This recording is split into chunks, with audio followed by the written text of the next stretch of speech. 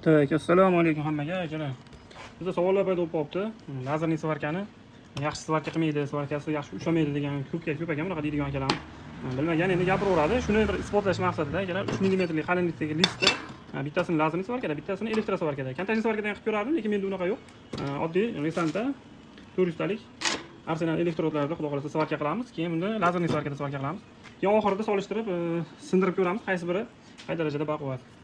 Plankalarimizni svarka qilib oldik. Ikkala tomonini chiroyli qilib, xudo xolasa endi birinchi elektrosvarkani urib sindirib ko'ramiz. Nechta udarda qachon bo'lar ekan? Qarang, bismillah. Maşallah. Bitta udar ketdi. Ikkita udar ketdi. 3 udar ketdi. O'zi ko'rasizlar. Mana nimalarni yolib qo'yapti. Bismillah. To'rt udarlar mana shu ahvolga keldi, qo'yib yormadi. Moshni xullas. Zo'r. Endi lazerda qilingan plankani sindirib ko'ramiz akalar. Lazerni sarkan qay darajada bo'ladi, menga ham qiziq. Endi bismillah. Ikkita udar ketdi. Mana udar ko'rasiz, uchlilik. Ikkita udar ketdi. Ularning navbatda qilishib qoldi. Mana bismillah. Hop, uchinchi udar ham ketdi.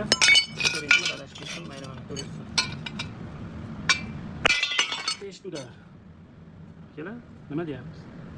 Shof bir xil. Ya'ni list bir xil. Shofni ko'ryapsizlar. Da, bu ham zo'r, lekin buni mana ko'ryapsizlar, xuddi o'sha narsani mana shu ikkita shof bajarib beryapti. Video yoqqan bo'lsa, manfaatli bo'lgan bo'lsa akalar, laykni bosib, akalarimizga jo'natib qo'yasizlar. Joninglar sog' bo'lsin akalar. Nazarli svarka haqida qisqacha bo'lsa ham tushuncha berganimizda xursandmiz. Sizlar ham layk qilib turasizlar, joninglar sog' bo'lsin.